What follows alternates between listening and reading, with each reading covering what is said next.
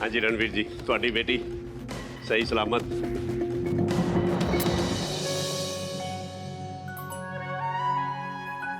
मेरी बच्ची, तू कितने चली गई सी मेरी बच्ची?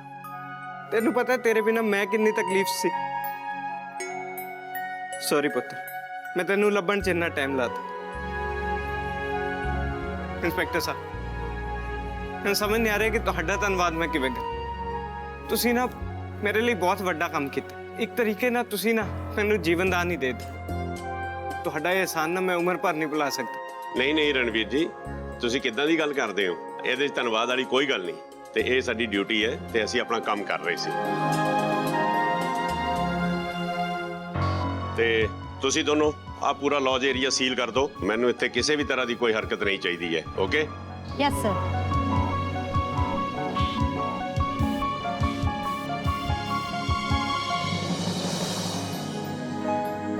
ਵੀਰੇ ਹੁਣ ਨਾ ਕਿਸੇ ਵੀ ਚੀਜ਼ ਦੀ ਕੋਈ ਟੈਨਸ਼ਨ ਨਹੀਂ ਹੈ। ਸਾਡੀ ਦੇਸ਼ਪ੍ਰੀਤ ਸਾਨੂੰ ਵਾਪਸ ਜੋ ਮਿਲ ਗਈ, ਮੈਂ ਤੁਹਾਨੂੰ ਕਿਹਾ ਸੀ ਨਾ ਕਿ ਉਸ ਰੱਬ ਤੇ ਭਰੋਸਾ ਰੱਖੋ, ਦੇਖਣਾ ਸਭ ਠੀਕ ਹੋ ਜਾਏਗਾ। ਵੇਖੋ ਸਭ ਠੀਕ ਹੋ ਗਿਆ। ਪਰ ਵੀਰੇ ਹਲੇ ਸਾਡਾ ਕੰਮ ਨਾ ਪੂਰਾ ਨਹੀਂ ਹੋਇਆ। ਸਾਡਾ ਕੰਮ ਹਲੇ ਅਧੂਰਾ ਹੈ। ਵੀਰੇ ਤੁਹਾਨੂੰ ਨਾ ਇੱਕ ਪਰਿਵਾਰ ਦੀ ਲੋੜ ਹੈ। ਪਲੀਜ਼ ਪਲੀਜ਼ ਤੁਸੀਂ ਜਾ ਕੇ ਦੇਸ਼ੋ ਭਾਬੀ ਨੂੰ ਵਾਪਸ ਲੈ ਆਓ। ਇਹ ਵੀ ਸੋਚੋ ਨਾ कि देशप्रीत में एक मां की लोड़ है।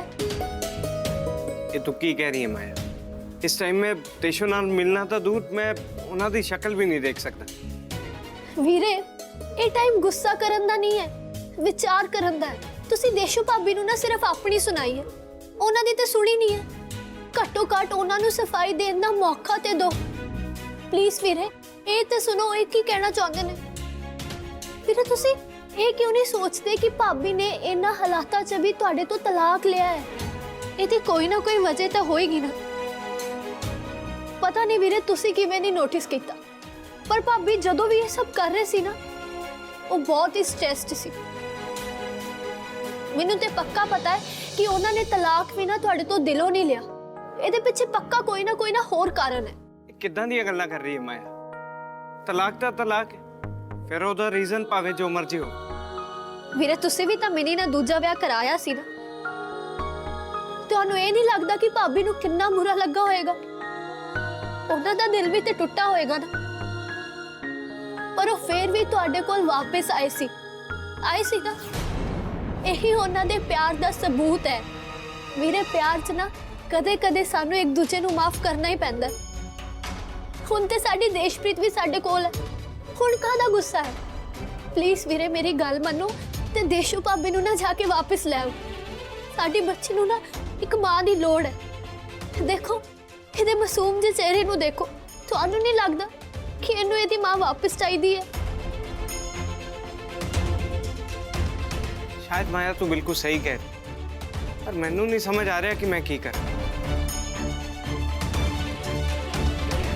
हाँ रणवीर जी, ਹੁਣ ਤੁਸੀਂ ਬੱਚੀ ਨੂੰ ਲੈ ਕੇ ਘਰ ਚੱਲੋ। ਇੱਥੇ ਅਸੀਂ ਸਾਰਾ ਕੁਝ ਆਪੇ ਹੀ ਦੇਖ ਲਾਂਗੇ। इंस्पेक्टर साहब, तुसी मेरा एक काम करोगे? तुसी मेरी भैन माया ते मेरी बच्ची नू घरे पहुंचा दो। मैनू एक जरूरी काम है, मैं उत्थे जाऊंगा। हाँ हाँ जरूर, क्यों नहीं, ये तो साਡਾ फर्ज है। ਬੱਚੀ ਨੂੰ ਫੈਮਿਲੀ ਦੇ ਨਾਲ ਮਿਲਾਉਣਾ ਸਾਡੀ ਡਿਊਟੀ ਹੈ। Thank you.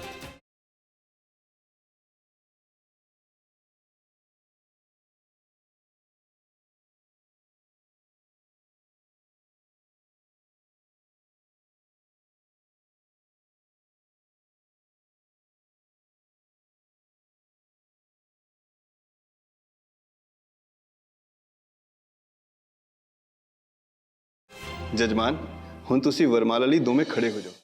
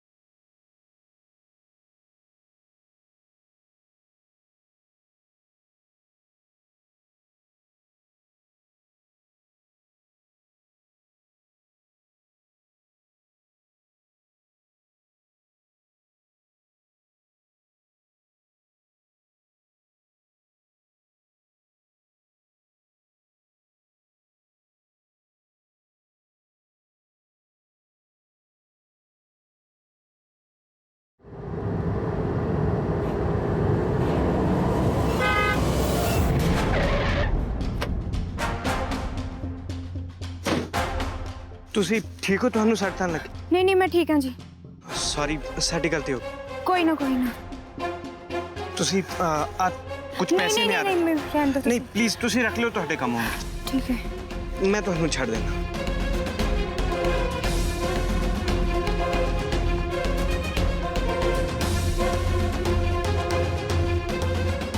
ਧੰਨਵਾਦ, ਬਹੁਤ ਬਹੁਤ ਸ਼ੁਕਰੀਆ।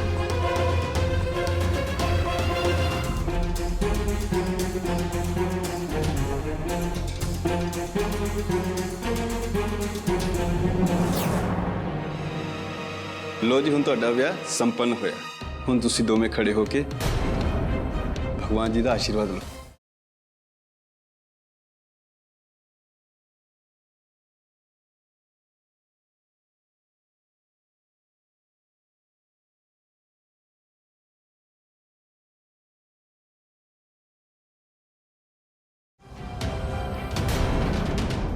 ਲੋ ਜੀ, ਮੈਂ ਤੁਹਾਡਾ ਪੂਰੀ ਵਿਧੀ ਵਿਧਾਨ ਨਾਲ ਵਿਆਹ ਕਰਾ ਦਿਆ।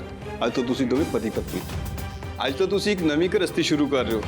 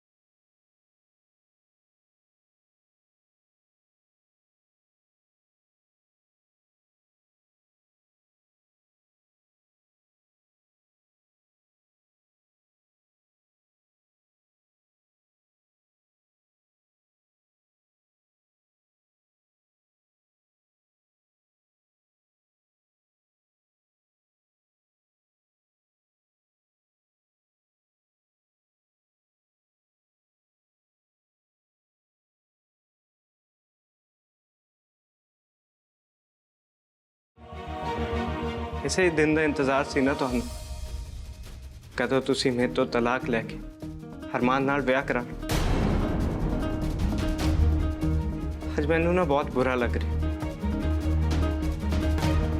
ਇਸ ਕਰਕੇ ਨਹੀਂ ਕਿ ਤੁਸੀਂ ਇਹ ਵਿਆਹ ਕਰਾ ਰਹੇ ਹੋ, ਪਰ ਇਸ ਕਰਕੇ ਕਿਉਂਕਿ ਮੈਂ ਤੁਹਾਨੂੰ ਗਲਤ ਸਮਝ ਬੈਠਾ। ਮੈਨੂੰ ਲੱਗਾ ਸੀ ਕਿ ਮੈਂ ਗੁੱਸੇ 'ਚ ਤੁਹਾਨੂੰ ਪਤਾ ਨਹੀਂ ਕੀ ਕਹਿ ਬੈਠਾ। ਤੁਹਾਨੂੰ ਪੱਥਰ ਦਿਲ ਕਿਹਾ ਮੈਂ, ਤੁਹਾਡੇ ਉੱਤੇ ਪੁੱਠੇ ਸਿੱਧੇ ਇਲਜ਼ਾਮ ਲਾ। ਮੈਂ ਤਾਂ ਇੱਥੋਂ ਤੱਕ ਵੀ ਕਹਿ ਗਿਆ ਤੁਹਾਨੂੰ ਕਿ ਮੇਰੀ ਬੱਚੀ ਦੇ ਗਾਇਬ ਹੋਣ ਪਿੱਛੇ ਵੀ ਤੁਸੀਂ ਵਜ੍ਹਾ। ਮੈਂ ਤਾਂ ਇਹਨਾਂ ਸਾਰੀਆਂ ਗੱਲਾਂ ਦੇ ਲਈ ਤੁਹਾਡੇ ਤੋਂ ਮਾਫੀ ਮੰਗਣ ਆਇਆ ਸੀ ਦੇਸ਼, ਪਰ ਇੱਥੇ ਤਾਂ ਕਹਾਣੀ ਸਾਰੀ ਉਲਟੀ ਪੈ ਗਈ। ਹੁਣ ਮੈਨੂੰ ਇਹ ਨਹੀਂ ਸਮਝ ਆ ਰਿਹਾ ਕਿ ਗਲਤ ਮੈਂ ਸੀ ਕਿ ਤੁਸੀਂ, ਪਰ ਤੁਹਾਨੂੰ ਇਸ ਸਭ ਦੇ ਨਾਲ ਕੋਈ ਫਰਕ ਨਹੀਂ ਪੈਂਦਾ ਨਾ ਦੇਸ਼। ਕੋਈ ਜੀਏ ਜਾਂ ਮਰੇ, ਤੁਹਾਨੂੰ ਕੀ ਫਰਕ ਪੈਂਦਾ? ਬੋਲੋ, ਸਹੀ ਕਹਿ ਰਿਹਾ ਨਾ ਮੈਂ? ਮੈਨੂੰ ਪਤਾ ਹੈ ਕਿ ਜੋ ਕੁਝ ਵੀ ਮੈਂ ਕਹਿ ਰਿਹਾ ਨਾ, ਇਹਦੇ ਨਾਲ ਤੁਹਾਨੂੰ ਕੋਈ ਫਰਕ ਨਹੀਂ ਪੈ ਰਿਹਾ। ਦੇਸ਼ੋ, ਜੋ ਵੀ ਤੁਸੀਂ ਕੀਤਾ ਹੈ ਨਾ, ਇਹਦੀ ਭਰਪਾਈ ਇਸ ਜਨਮ 'ਚ ਤਾਂ ਕਦੇ ਨਹੀਂ ਹੋ ਸਕਦੀ।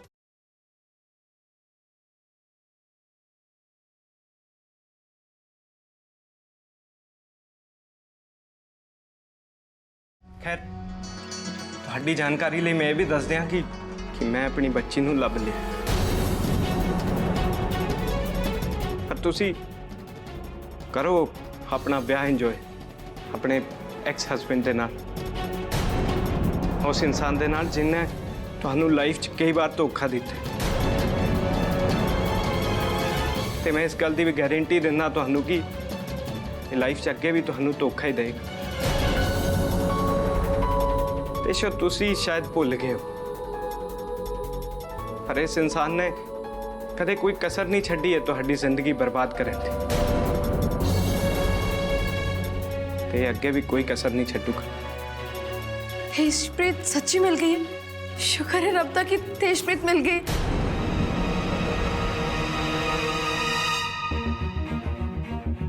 अपनी जुबान ने ना मेरी बच्ची का ना ना लियो।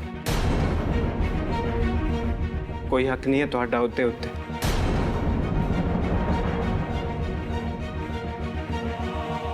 मैनू एक गल का तो यकीन हो गया कि तुसी जो कुछ भी किया ना बिल्कुल सही किया। विआह करा के तुसी कुछ गलत नहीं किया। बिल्कुल सही फैसला है तुहाडा।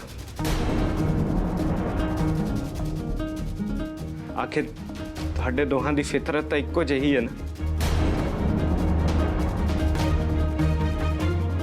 धोखा देण दी डिजर्व करते हो तुसी दोवे एक दूजे नूं।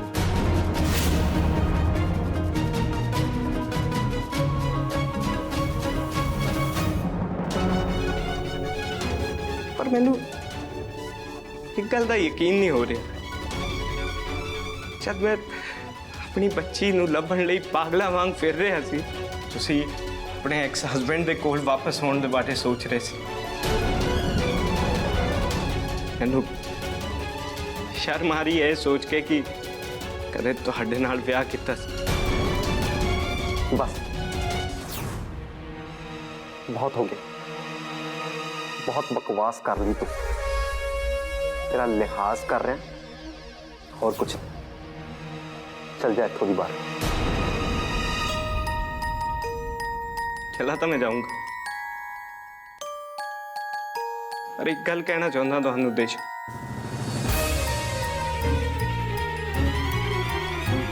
तुसी हुण वो इंसान नहीं रहे जिहदे नाल कदे मैं प्यार कीता सी। हुण तुसी बदल गए हो देश। हाँ बिल्कुल।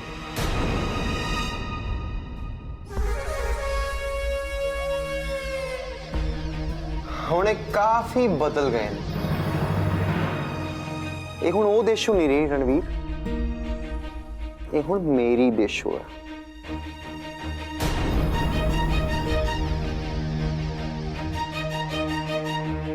क्योंकि ये इस टाइम मेरे नाल ब्याही हुई है। हुण अपने मुंहों कुछ भी बोलन तो पहला एक बार जरूर सोची।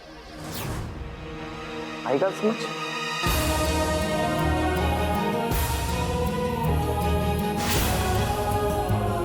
बहुत वधिया देश। मुबारकां तुहानू मेरे वालों। तुहानू कुछ भी होर कह के ना मैं अपने आप को होर दुखी नहीं कर सकता।